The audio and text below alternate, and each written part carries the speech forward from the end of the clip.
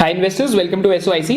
तो इस वीडियो के अंदर हम क्या करेंगे कि मैंने अपने नेफ्यू का फाइनेंशियल प्लान कैसे बनाया वो सीखेंगे। एंड साथ साथ हम ये सीखेंगे कि फाइनेंशियल प्लानिंग बहुत ज़्यादा इंपॉर्टेंट क्यों होती है। एंड इस वीडियो में हम 3 थिंग्स की बहुत इंपॉर्टेंटली बात करेंगे। पहली चीज़ क्या होगी, हम लोग ये देखेंगे कि एक जो बच्चा होता है या जो for a child what are the major expenditures जो पेरेंट्स को देखना चाहिए। क्योंकि मैं तो अपने जो जो अगर मैं अपने नेफ्यू की बात करूँ, बिकॉज मैं उसका अंकल लगता हूँ, तो एक्चुअली मैंने उसके देखा लाइफ में मेन एक्सपेंडिचर्स क्या आएंगे। तो सबके लिए डिफरेंट हो सकता है, बट हम ट्राई करेंगे देखने के लिए कि मेन एक्सपेंडिचर्स क्या कॉमन है। सेकंड चीज जो हम देखेंगे, we'll talk about the asset classes which are available to parents, कि आपको क्या क्या डिफरेंट एसेट क्लासेस अवेलेबल है। मेरा तो pure and full belief actually equity के अंदर है, तो मैंने इक्विटी के बेसिस पे उसकी फाइनेंशियल प्लानिंग करी है कि इक्विटी म्यूचुअल फंड्स के बेसिस में, because I think over a very long period of time, जैसे हमने बार बार पहले भी देखा है कि अगर आप लॉन्ग टर्म इन्वेस्टिंग करते हैं म्यूचुअल फंड्स के अंदर, तो probability of you losing money becomes very very less. Actually में रिटर्न नहीं बनता है एंड उसके बाद उस पर कंपाउंडिंग भी हो जाती है, तो it keeps testing your surprise. Third thing that we'll do is that finally we'll be checking कि क्यों लोग म्यूचुअल फंड से बेसिकली फ्रस्ट्रेट हो जाते हैं एंड क्यों वो चीज़ सही नहीं है। कि 5 ईयर 10 ईयर और 15 ईयर होराइजन में अगर आप देखेंगे तो fruits of compounding are back ended. And also there is a saying that a man that basically an idiot with a plan can beat a genius without one. So planning for your child education, planning for your basically financial goals becomes very very important, because even if you are an idiot, जो वैसे मैं होएंगे नहीं आप, अगर मैं अपना example लूँ, I consider myself to be an idiot. अगर if I as an idiot make a plan, तो I can beat a genius who doesn't have a plan. That is the power of asset classes which are available to investors today. क्योंकि हमें ये financial planning करने की जरूरत क्या है कि इन्फ्लेशन भी बढ़ती है हर साल इंडिया के अंदर, ऑन एन एवरेज 6% से इन्फ्लेशन बढ़ रही है।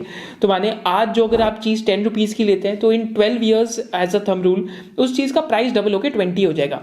सिमिलरली अगर आज आप अंडर ग्रेजुएशन पे 20 लाख रुपीज खर्चते हैं या 25 लाख रुपीज खर्चते हैं, तो 25 लाख रुपीज जो आज से 18 साल बाद बच्चे के लिए जो अमाउंट होएगा, that will go to 73 lakh rupees.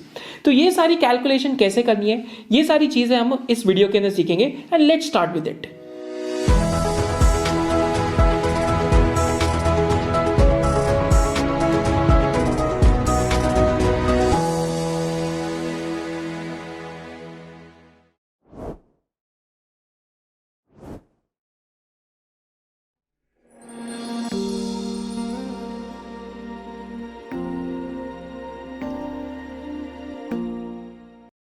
तो यहाँ पे हम मेरा जो नेफ्यू है उसका फर्स्ट गोल लेके देखते हैं। तो फर्स्ट गोल उसका क्या आएगा, that is the investment required for under graduation.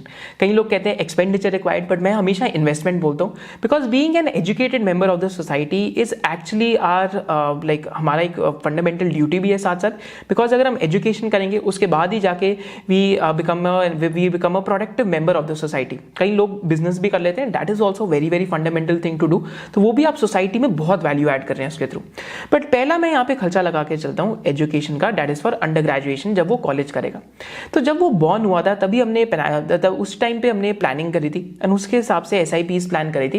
And यहाँ पे एजुकेशन का आज अगर किसी बच्चे का खर्चा देखते हैं तो it is close to 20 lakh rupees. अगर इंडिया में किसी भी प्राइवेट कॉलेज में जाता है एंड वहाँ पे अगर वो बेसिकली अंडर ग्रेजुएशन करता है, तो मोटा मोटा एक रफ एक्सपेंडिचर लगा के चलते हैं कि 20 लाख रुपीज के आसपास का एक रफ एक्सपेंडिचर है।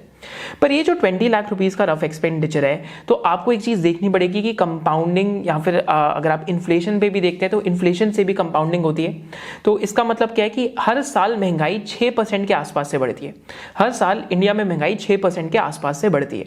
हम लोग ये क्यों मान के चल रहे हैं, कई लोग 5% लेते हैं, कई लोग 7% लेते हैं, तो हम लोग जो बीच की फिगर है 6% उसको पकड़ के चल रहे हैं। एंड 6% से अगर महंगाई बढ़ती है, तो आपको ये चीज रियलाइज करनी पड़ेगी कि आज जो 20 लाख रुपए फीस का खर्चा है, आफ्टर 18 ईयर्स जब अयांशवीर हु इज माय नेफ्यू, जब वो 18 ईयर्स का आएगा, तब वो 20 लाख का खर्चा क्या 20 लाख का रहेगा? The answer is absolutely not. Absolutely not. क्यों? बिकॉज हर साल महंगाई 6% से बढ़ रही है, तो हर साल जो एजुकेशन की फीस है उसकी, वो भी 6% पर एनम के हिसाब से बढ़ेगी। तो यहाँ पे मैं सिंपली आपके साथ एक कैलकुलेशन करूंगा। तो अमाउंट नीडेड फॉर ग्रेजुएशन यहाँ पे हमने कितना लिखा हुआ है, 20 लाख, एंड इन्फ्लेशन कितना है, 6% के आसपास। तो यहाँ पे मैं आपके साथ एक फॉर्मूला लगाऊंगा फ्यूचर वैल्यू का। तो यहाँ पे मैं आपके साथ आज कौन कौन से फॉर्मूला लगाने वाला हूँ। एक मैं फॉर्मूला लगाऊंगा फ्यूचर वैल्यू का, और एक मैं फॉर्मूला लगाऊंगा पीएमटी का, फिर मैं आपको प्रेजेंट वैल्यू भी बताऊंगा क्या होती है, फिर रेट का भी आपको मैं पर्पस समझाऊंगा क्या होता है। पर पहले हम यहाँ पे एक सिंपल फॉर्मूला लगाते हैं, that is of future value. तो यहाँ पे मैं करता हूँ is equal to future value, ठीक है। तो यहाँ पे मैंने is equal to future value कर दिया कि फ्यूचर में जाके ये जो 20 लाख रुपए अगर 6% पर एनम से बढ़ता है क्योंकि महंगाई बढ़ रही है, तो आफ्टर 18 ईयर्स ये फ्यूचर वैल्यू इसकी क्या हो जाएगी, तो simply is equal to F. Rate यहाँ पे कितना है, तो रेट यहाँ पे है 6%, तो हर साल 6% से महंगाई बढ़ रही है, तो मैं क्या कह रहा हूँ यहाँ पे 6% से महंगाई बढ़ रही है, that is equal to the rate. फिर नंबर ऑफ पीरियड्स कितने हैं, तो नंबर ऑफ पीरियड्स है हमारे पास 18 साल, दैट इज 18। तो आफ्टर 18 ईयर्स मेरे को इस मनी की नीड है। देन यहाँ पे मैं पीएमटी अमाउंट यहाँ पे अभी क्या डालूंगा, पीएमटी अमाउंट 0 डालूंगा क्योंकि इस टाइम पे मैं कोई इन्वेस्टमेंट नहीं कर रहा। और प्रेजेंट वैल्यू क्या है, अगर आज वो कॉलेज जाता है तो कितने की फीस है, 20 लाख रुपए की, 20 लाख रुपीज की। तो प्रेजेंट वैल्यू में मैं डालूंगा माइनस, यहाँ पे माइनस क्यों डाल रहा हूँ, क्योंकि यहाँ पे कैश आउटफ्लो है, ताकि मतलब जो आपके फॉर्मूला उसमें समझ आए कि प्रेजेंट वैल्यू जनरली हमेशा कैश आउटफ्लो के सेंस में आपको दिखेगी। तो प्रेजेंट वैल्यू कितनी है, दैट इज 20 लाख रुपीज। तो यहाँ पे मैंने जैसे ही इस बॉक्स को बंद करा, so I will get an answer that is of 57 lakh rupees. तो यहाँ पे पाउंड्स में आंसर आया, इसको हम रुपी के अंदर कन्वर्ट कर देते हैं, तो यहाँ से हम इसको रुपी में कन्वर्ट कर देते हैं। तो 57.08 लाख रुपीज का उसका जो खर्चा होएगा, that will be after 18 years. 18 साल बाद जो उसकी एजुकेशन पे आज 20 लाख रुपए का खर्चा है, that will go to 57.08 lakh rupees. तो ये चीज आपको समझनी पड़ेगी। तो यहाँ पे हम देख सकते हैं ये फिगर हमारे सामने यहाँ पे भी आ रखी है, तो I will just mark it out for you कि 57.08 लाख रुपीज की फिगर आपके सामने यहाँ पे भी होगी, that you can see over here, right? तो 57.08 लाख की फिगर के बाद अब मेरे को यहाँ पे क्या डिसाइन करना है, तो मेरे को अब क्या करना है कि मेरे को इस 57.08 लाख रुपीस को ब्रेक डाउन करना है मंथली गोल्स में। किस में ब्रेक डाउन करना है, मंथली गोल्स में, कि how much should I invest monthly in a Nifty index fund. तो यहाँ पे मैं निफ्टी इंडेक्स की अजम्पशन ले रहा हूँ क्योंकि निफ्टी का लंबे समय में वैसे रिटर्न तो 14-15% भी बैठ जाता है, बट हम लोग मान के चल रहे हैं कि 12% रिटर्न ही आता है क्योंकि इंडिया की अब इकॉनमी भी बड़ी हो रही है, तो बेस इफेक्ट भी बड़ा हो रहा है, तो मान के चलते हैं 12% रिटर्न आता है। अब कई लोग सोचेंगे आप 12% क्यों मानते हैं, इसका सिंपल रीजन है कि अगर इंडिया की जो निफ्टी 50 कंपनीज हैं, जो टॉप 50 जो कॉर्पोरेट्स हैं इंडिया के, अगर टॉप 50 कॉर्पोरेट्स इंडिया में, जो अगर आज इंडिया में आप इंटरेस्ट रेट्स देखते हैं, तो इंडिया में अगर आज गवर्नमेंट बॉन्ड यील्ड 7% के आसपास है, अगर वो बोरो करते हैं कॉर्पोरेट बैंक से, तो वहां पे 10% to 9% का ऑन एन एवरेज उनका बोरोइंग रेट होएगा ही। तो अगर वो 9-10% का एवरेज बोरोइंग रेट कर रहे हैं, तो अगर उस पर वो 12 से 15% भी नहीं कमा पा रहे, देन इट मीन्स कि बेसिकली बिजनेस करने का फायदा ही नहीं है।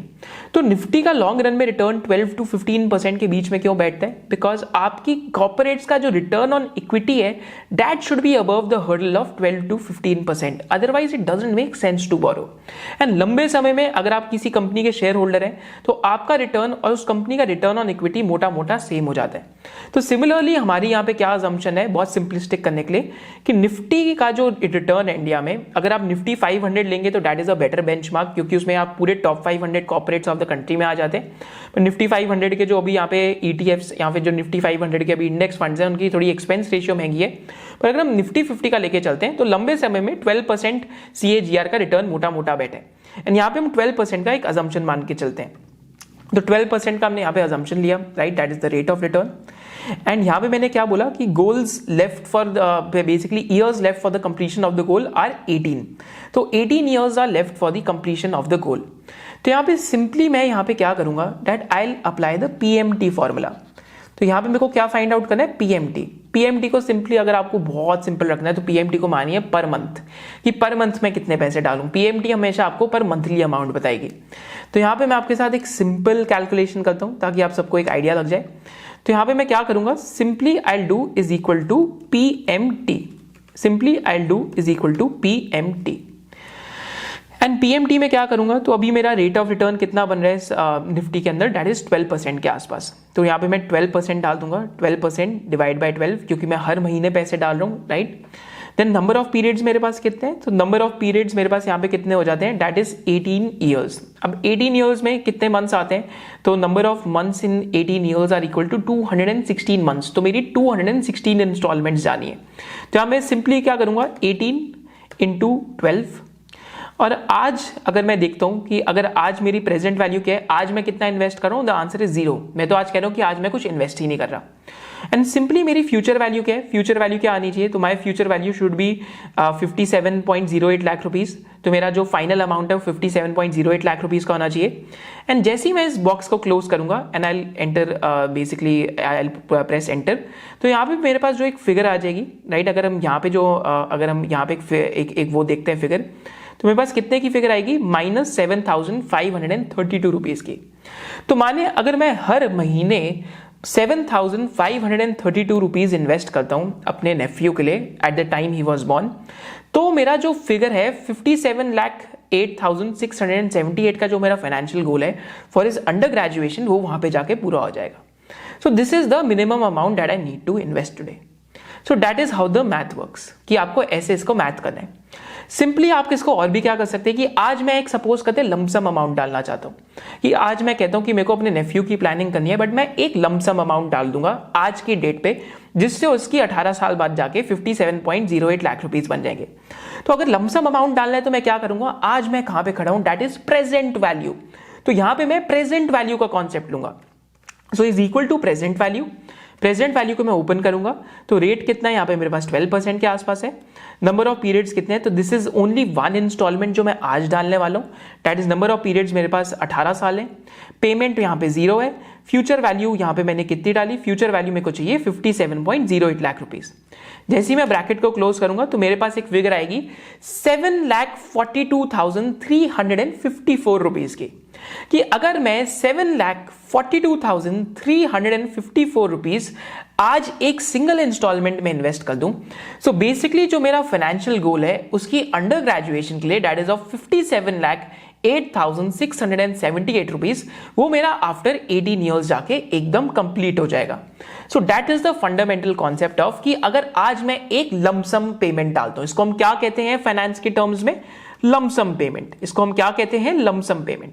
और इसको क्या कहते हैं हम, मंथली पेमेंट्स। यहां पे हम क्या कहेंगे, मंथली पेमेंट्स, राइट। तो इसका फंडा है एसआईपी का एंड इसका फंडा है लमसम का। तो इसको हम कहते हैं एसआईपी का कॉन्सेप्ट, राइट, कि मैं हर मंथ एसआईपी कर रहा हूं उसके लिए, दैट इज ऑफ 7,532 रुपीज। या फिर अगर आज मैं एक लमसम डाल दूं 7.42 लाख रुपीज का, तो उसमें भी मेरा मोटा मोटा काम हो जाता है। बट यहां पे अगर एसआईपी की मैथ में आपके साथ ब्रेक डाउन करूं, मैं क्यों ब्रेक डाउन कर रहा हूं, कई लोग बहुत डिसहार्टन हो जाते हैं एसआईपी करते हुए, एंड वो जो डिसहार्टनिंग है that is for the wrong reason. Why so, because compounding के जो फ्रूट्स हैं हमेशा बैक एंडेड है। अगर आप वॉरेन बफेट की वेल्थ देखते हैं तो 98 to 97% of his wealth has been created after he turned 60, because compounded के जो फ्रूट्स हैं those are really really really back ended. तो यहां पे मैं आपको एक फंडामेंटल कॉन्सेप्ट सिखाता हूं कि जो मेरी फर्स्ट एसआईपी इन्वेस्ट होगी, that is of 7,458 rupees, right. जो मेरी फर्स्ट एसआईपी यहां पे इन्वेस्ट होती है, तो यहां पे जो हमारी जो फर्स्ट एसआईपी है उसका अमाउंट कितना होएगा, तो यहां पे एक डिफरेंस है थोड़ा सा। तो यहां पे जो हमने कॉन्सेप्ट लगाया है दैट इज कि मैं आज कुछ पैसे नहीं डाल रहा, मैं फर्स्ट मंथ की एंड में डालूंगा। पर यहां पे अगर आप आंसर देखते हैं तो यहां पे हमने क्या देखा हुआ है कि हम 1 लेके चल रहे हैं, कि मैं आज से ही इन्वेस्टिंग चालू कर देता हूं। तो यहां पे भी अगर मैं इसको 1 कर दूंगा तो आपके सामने ये भी आंसर सेम हो जाएगा 7,458 रुपीज का। तो यहां पे मैं सिंपली अब क्या कॉन्सेप्ट लेके चलता हूं, दैट इज कि अगर मेरी जो फर्स्ट एसआईपी जो इन्वेस्ट होगी दैट इज ऑफ 7,458 रुपीज, तो हमने टाइप के अंदर 1 करा है, तो बेसिकली मैं आज से जो इन्वेस्टमेंट कर रहा हूं, तो आज से जो मैं 7,458 रुपीज डाल रहा हूं, अगर मैंने आज ही लगाए तो आफ्टर 216 मंथ्स उसकी क्या वैल्यू हो जाएगी। तो यहां पे आपको एक फनी एक्सपेरिमेंट करके दिखाता हूं, just to understand that why compounding के fruits are very very back ended. तो पहले हम जाके देखते हैं कि जो मेरी लास्ट इंस्टॉलमेंट होगी 216th मंथ में 7,458 रुपीज की, उसका क्या फाइनल अमाउंट बढ़ेगा 7,532 रुपीज, राइट। अगर हम उसको मानते हैं कि 12% पर एनम पे वो कंपाउंड होती है। वेराज अगर मैं यहां पे देखता हूं तो मेरी एग्जैक्टली अगर हम 10th ईयर पे लेते हैं तो 10th ईयर क्या आएगा 120th मंथ, राइट। तो 120th मंथ पे जो मैं पैसा डालूंगा 7,458 रुपीज, उसका यहां पे कितना अमाउंट बनता है, तो यहां पे थोड़ा सा जूम इन करके भी देख लेते हैं। तो I just zoom in with you कि जो हम 120th मंथ पे पैसा डालते हैं दैट इज ओवर हियर 7,458, तो वहां पे कितना अमाउंट बनेगा, that is of your 19,579 rupees. वेराज जो मैं फर्स्ट इन्वेस्टमेंट करूंगा, जो मेरी फर्स्ट इन्वेस्टमेंट होगी, उसको कितने महीने मिलेंगे कंपाउंडिंग के लिए, 216 महीने, 216 months it will get to compound. And once it gets 216 months to compound, what will be the future value of that money? That is 63,979. तो आप यहां पे फर्क देखिए कि फर्स्ट जो इन्वेस्टमेंट है that will go to almost 64,000 rupees, whereas fifth year क्या आएगा मेरा, fifth year exactly 60th month में हो जाएगा। 60th मंथ में जो मेरी इन्वेस्टमेंट है that will go to almost 35,569 rupees, whereas जो मेरी 120th मंथ में इन्वेस्टमेंट होगी उसका अमाउंट कितना हो जाएगा, 120th मंथ वाली इन्वेस्टमेंट का अमाउंट होगा 19,579 रुपीज, राइट, बिकॉज उसको 96 मंथ्स मिलेंगे कंपाउंड होने के लिए। वेराज जो मेरी लास्ट इन्वेस्टमेंट है उसको कुछ भी अमाउंट नहीं, उसको कुछ भी टाइम नहीं मिलेगा कंपाउंड होने के लिए। That is the difference of compounding, because that is the power of starting today. People keep asking me कि इन्वेस्टमेंट कब स्टार्ट करनी चाहिए, इन्वेस्टिंग कब स्टार्ट करना चाहिए। मैं तो कह रहा हूं आज या कल नहीं, आपको हमेशा आज ही स्टार्ट करनी चाहिए, because the money that you lose in future by not starting early is huge. Actually, the amount becomes huge over the years. So this is what you have to realize कि compounding के fruits are back-ended. And secondly, the thing that you have to realize when it comes to compounding is that जितनी जल्दी start करेंगे उतना आपके लिए better है और आपके financial goals के लिए better है। आप ऐसी financial goals की planning अपने vacation के लिए कर सकते हैं, and ऐसी अपनी financial goals की planning अगर आपको कोई बाद में expenditure है उसके लिए भी कर सकते हैं, पर जितनी जल्दी आप start करेंगे उतना आपके लिए better होएगा। सिमिलरली अब मैं उसके गोल 2 पे आता हूं, तो अभी मैंने उसका गोल 1 करा, दैट इज ऑफ 7,458 रुपीज का मेरे को मंथली एसआईपी अमाउंट डालना पड़ेगा उसके अंडर ग्रेजुएशन के लिए, या तो मैं आज एक लमसम डाल दूं 7,42,000 रुपीज का, ताकि उसका ये जो एजुकेशन का अमाउंट है अंडर ग्रेजुएशन का वो पूरा हो जाए। So before going forward, I'll explain you the key benefits of the SOIC membership कि आज एक रिटेल इन्वेस्टर की सबसे बड़ी प्रॉब्लम क्या है कि एक्चुअली में अगर वो कुछ नया सीखना चाहते हैं या किसी कोर्स में जाते हैं, so there are multiple things in finance. तो SOIC मेंबरशिप में we are trying to address this. तो इसमें we are very excited to announce that we have made a separate course on how to screen and filter epic stock ideas, कि आप खुद independently इस course को करने के बाद after 5 to 6 hours of spending on this course you can filter down independently, you can filter down stock ideas using technicals and fundamental filters. इसके अलावा अगर आपको डिफरेंट सेक्टर्स बारे में सीखना है, सो that is a part of SOIC sectoral webinars जिसमें हमने मल्टीपल सेक्टर्स बारे में सिखाया। देन बेसिक से अगर आपको फंडामेंटल इन्वेस्टिंग बारे में सीखना है, वेदर इन इंग्लिश और हिंदी, आप जिस लैंग्वेज में कंफर्टेबल है, तो basics of fundamental analysis and कैसे इन डेप्थ आप वैल्यूएशन कर सकते हैं, फॉरेंसिक एनालिसिस कर सकते हैं, that is a part of the SOIC intensive course. And यहाँ पे एक फाइनेंशियल लिटरेसी का कोर्स है which we are still developing, जहाँ पे हम आपको ये सिखाएंगे कि A to Z of investing कैसे होती है। सो ऑल दीज कोर्सेज, जहाँ पे एक conversation with India super investors भी है, एंड यहाँ पे एक SOIC का डिस्कशन फोरम भी, SOIC continuous and live classes में, all these courses are part of one SOIC membership. And if you look at the SOIC membership structure today, so SOIC membership is today for like if you can just check the validity as well, so 365 days, and if you look at the price, so it is close to 15,000, but again if you use SOIC bonus 10, then you'll get a 10% off on this, and once the SOIC financial literacy course is completed, so पूरा का पूरा membership bundle will be disaggregated, and each and every course itself will be for 8 to 10,000 rupees.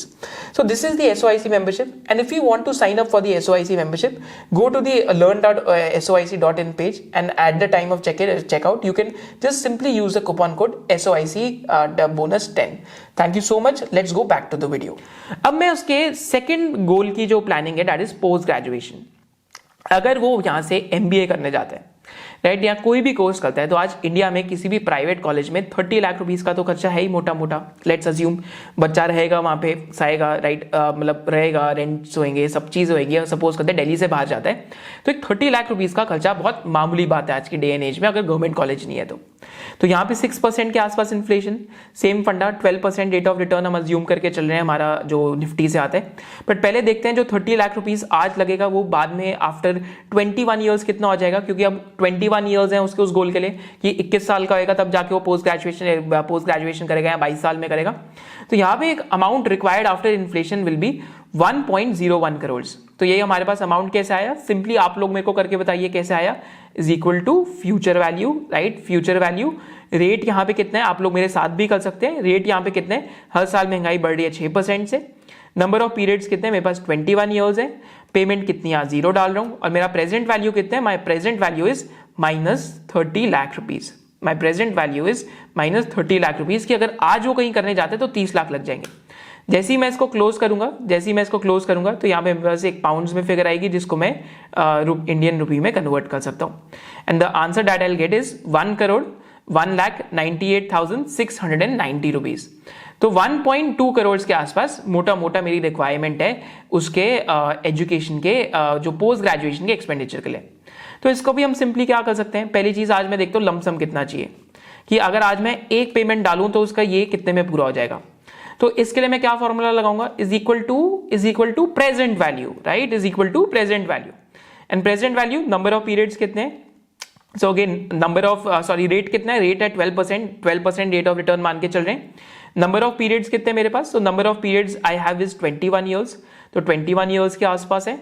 Payment amount कितना है, तो payment amount I am assuming 0 and future value में कितनी assume करके चल रहा हूं, that is of 1 crore and 2 lakh rupees, right. तो जैसे ही मैं इसको क्लोज करूंगा so I'll get an answer, so I'll just like share the answer with you. So this will actually keep blowing your mind, because इतने आप अमाउंट से अपने बच्चों की फाइनेंशियल प्लानिंग और एजुकेशन प्लानिंग कर सकते हैं कि अगर आज मैं 9,43,000 की लमसम इन्वेस्टमेंट करता हूं तो his like expenditure for post graduation will also be taken care of, roughly will be right, कि उसकी expenditure of post graduation will be taken care of। यहाँ पे अभी मैं टैक्सेस अज्यूम नहीं करके चल रहा, टैक्सेस का भी हम एक आपके लिए हमने गूगल शीट बना के डाल दिए कि आप टैक्सेस अज्यूम करके भी चल सकते हैं कि अगर LTCG होता है 10% का तो उस पर कितना देना पड़ेगा। सो that is also one of the rules जो आप फॉलो कर सकते हैं कि LTCG पे कितना बनता है। एंड यहाँ पे अब हम करते हैं SIP का, तो यहाँ पे हम प्लानिंग करते हैं SIP का।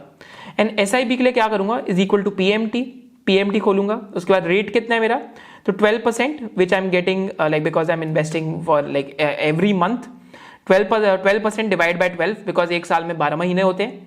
देन नंबर ऑफ पीरियड्स कितने हैं, तो number of periods I have 21 into 12, right, कि 21 years into 12 months. And present value मेरी कितनी है, तो मेरी प्रेजेंट वैल्यू इस टाइम पे जो देख सकते हैं, तो मेरी जो प्रेजेंट वैल्यू इस टाइम पे 0 है क्योंकि आज मैं कुछ इन्वेस्ट नहीं कर रहा। एंड मेरा फ्यूचर वैल्यू कितना है, मेरा future value is 1,98,000 rupees. And मैं सोचता हूं कि मैं आज से SIP स्टार्ट करता हूं, तो मैं बिगिनिंग वाला ले रहा हूं, एंड की जगह अगर एंड होएगा तो मैं 0 लूंगा, तो मैं महीने की एंड में कर रहा हूं। अगर मैं आज से स्टार्ट करता हूं तो मैं 1 लेता हूं, तो I just put in 1। And जैसे ही मैं इसको यहाँ पे क्लिक करूंगा तो यहाँ पे मेरे पास एक अमाउंट आएगा that will be of almost 8,958 rupees, that is of 8,956 rupees.